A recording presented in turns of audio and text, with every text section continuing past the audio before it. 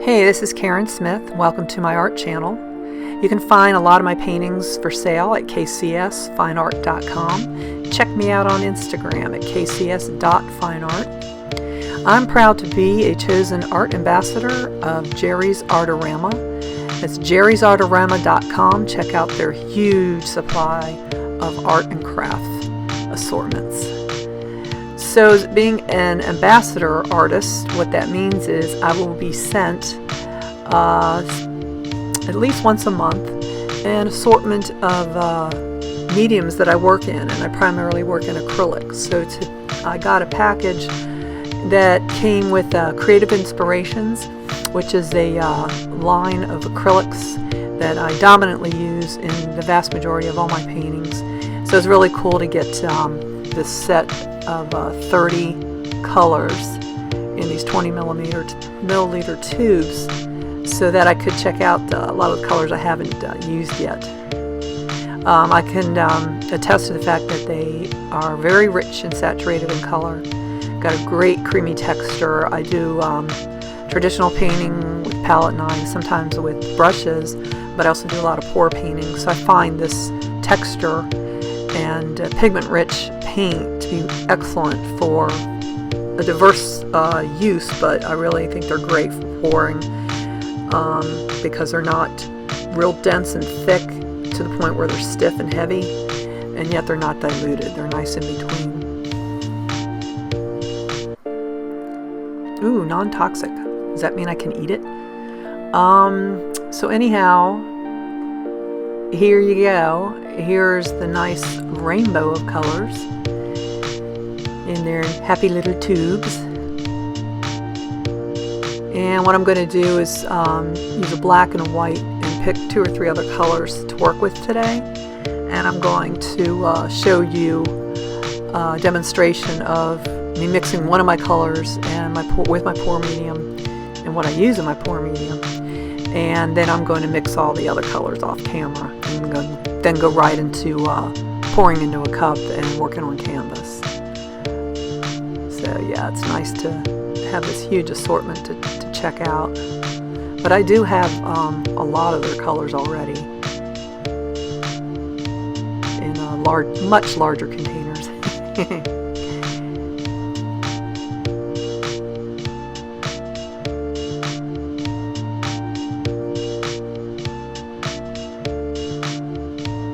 And no, you don't have to be a rocket scientist to get the tube out. I'm just tube release incapacitated, I guess. I wanted to show you the texture of the paint straight from the tube. You can see how color rich it is, and you can see it's creamy, and very, like I said, very dense in color. And it's got a very soft texture to it. I really like this paint.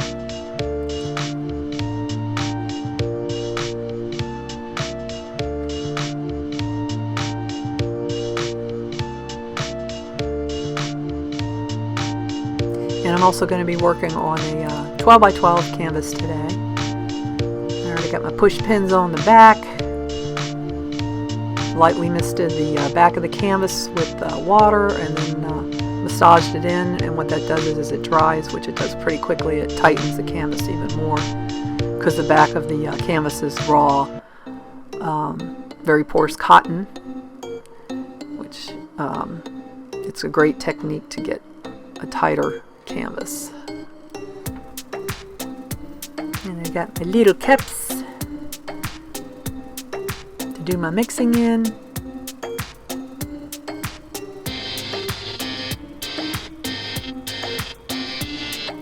Now to decide what colors I want to use. So I hunted down my titanium white. Again, I am tube out of the package incompetent. So there's your titanium white. And then I believe I'm looking for the black, and it's called Lamp Black. See if I can get the tube out of this pack. Yes! Go from the top. Much better, Karen. Lamp Black. now I was trying to decide which way to go. So I wanted to pick out a warm hue, starting from the top where the warms are, and I can't get it out. It's just me. They're easy to get out. Cadmium yellow hue. All I needed to do was take it out from the top, not the bottom, and it pops right out. Now, the next color. Which one did I go with? Purple Lake. And that's also another color I have in a much larger container. It's a big, I think it's a full liter that I have it on my own. Now for the last color. Drum roll.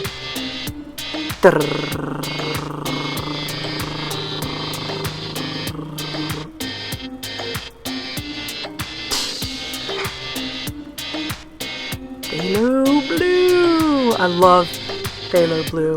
It is really a deliciously rich deep blue.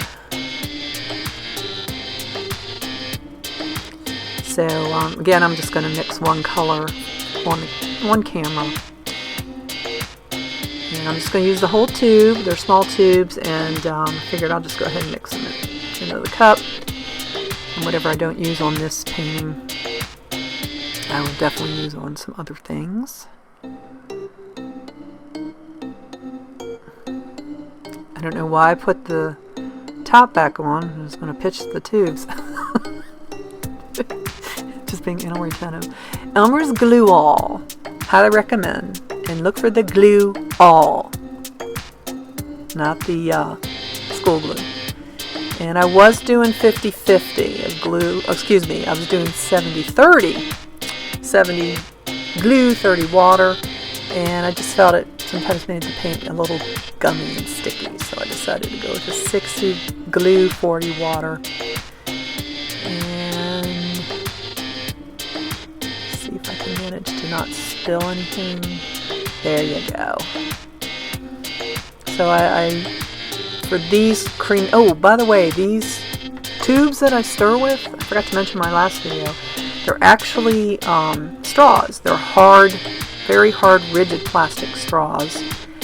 And I cut them in half. And they come in a pack of, oh, I don't know, I think there was like 6 of them, or 10, no, 8 maybe. And I cut them all in half because they're really long. And they're, I just got them at like Walmart. And I think they're like by that lady on TV that does the cooking. I think her Pioneer or something like that. Anyhow, she's got one of her cooking shows.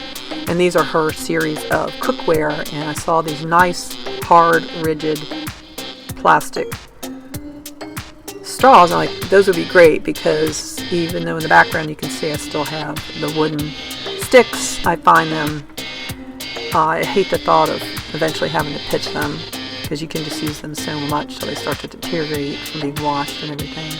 So these hard plastic straws are the bomb.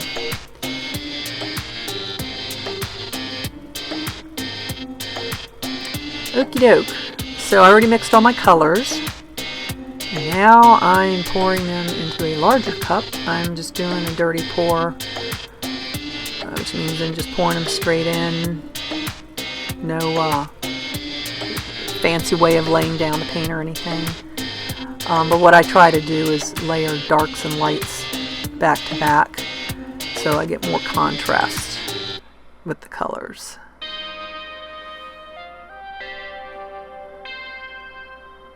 I know sometimes you worry about muddiness. Muddiness usually is going to come from the paints being too thin.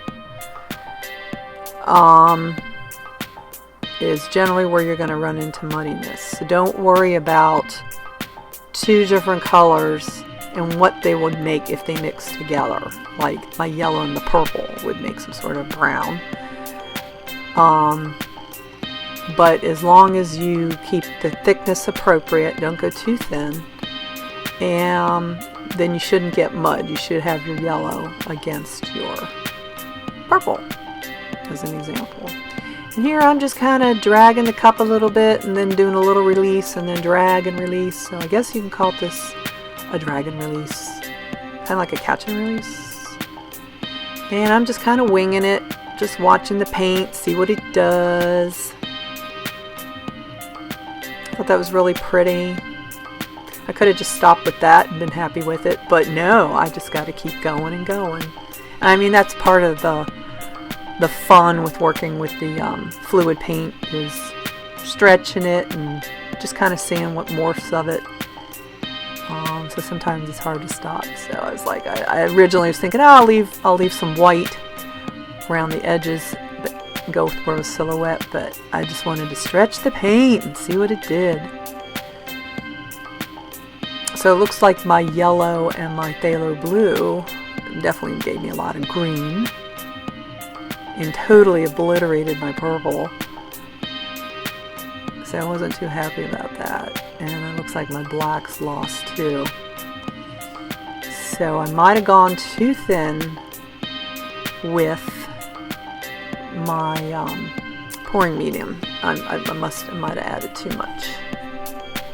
But it's all a learning process. Sometimes you'll get really good paintings, and sometimes if your mixture's off a little bit, things switch up. That's why it's hard to get consistent sometimes.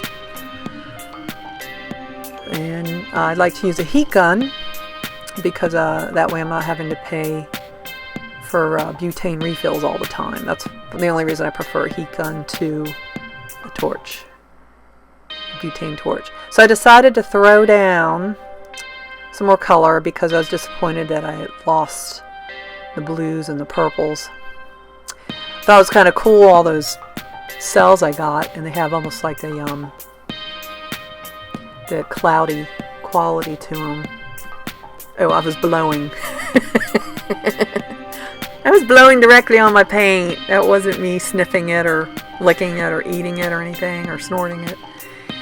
I was just putting my face down. And sometimes I'll use a straw, and sometimes I'll blow directly from my mouth without a straw. You get a completely different effect because it's a wider source of forced air from my big mouth versus through a straw.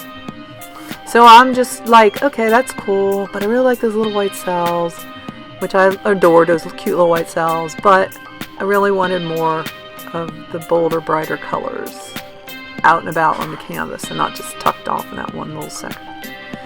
So I definitely was moving it around more.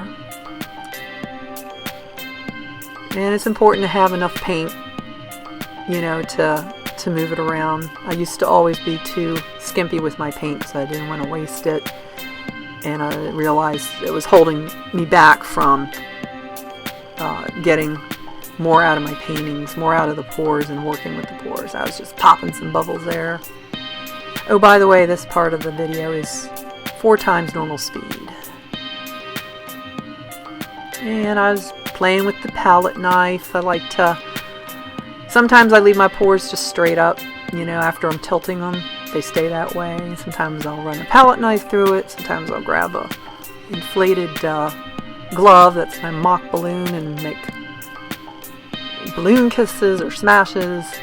But I figured since I'm doing a demo with, ooh yeah, that's right, I splashed down some yellow. I really just literally tossed it on there. I didn't pour it on. I wanted to toss it.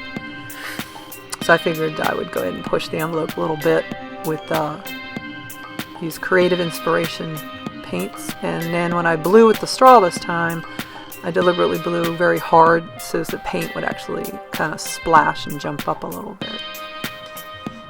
Hit it again with the heat gun. Popping some bubbles with that tiny little palette knife. And I was like, you know what? I'll just start stretching it again.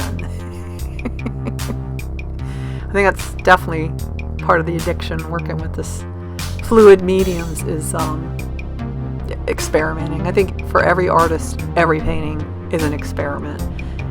Sometimes you have a vision of how you want it to go and how you want it to look at, you know, at the end, how you want it to look, and it doesn't, but it ends up being something that you sometimes are extremely happy with because you got to go literally with the flow, pun intended, of course.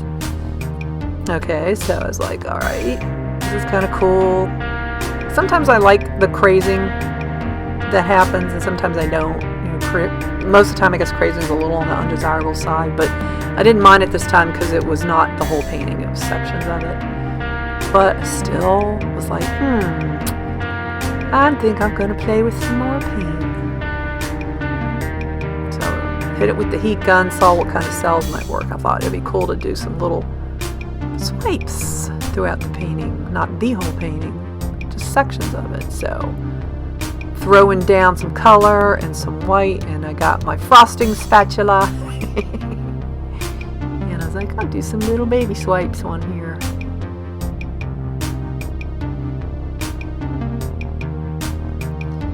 Again, just having fun.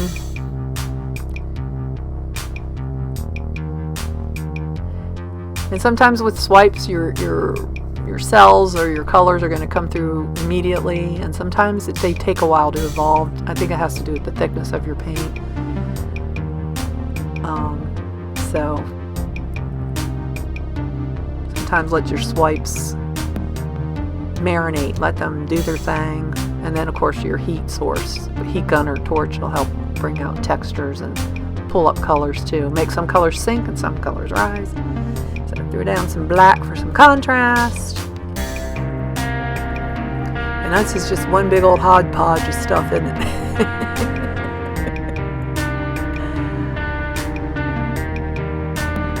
So I was like, yeah, I got some cool things going on here. Stuff from the original pour I did, stuff from this layer, stuff from that layer. And I didn't want to cover the whole thing. I wanted to keep those blue cells that I had up top. So I was like, let me do some stretching. Cool. That's what's great about abstracts. They don't have to mean anything other than they're just, you find them intriguing to look at. The ones that you like, that is. And you can turn them any direction and they're going to look like a different painting as you turn them. I mean, I meant to say when they're dry. You can hang them any way you want and move them around. So this has a little bit of a Van Gogh quality to it now that I'm looking at it on the video. That's so funny. I think I'm almost done. She's like, oh, this is cute.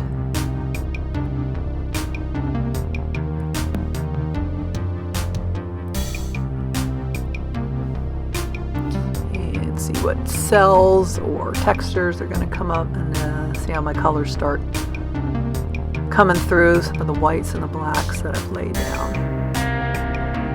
It's really interesting too, sometimes the next day when you go check your paintings, the colors they come through even more.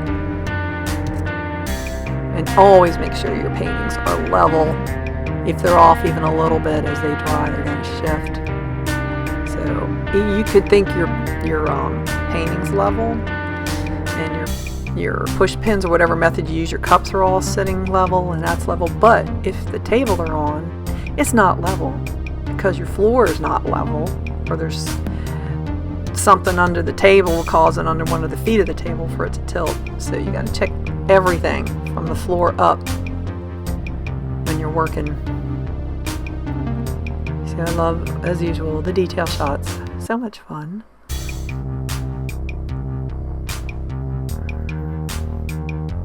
So I was very happy with this. It went in about 20 different directions, but that's, sometimes I'm just in the mood to keep playing with my paint, and that's what I do. Again, check out Jerry's Artorama at jerrysartorama.com, and if you want to be an artist ambassador, check out their program on how to make that request.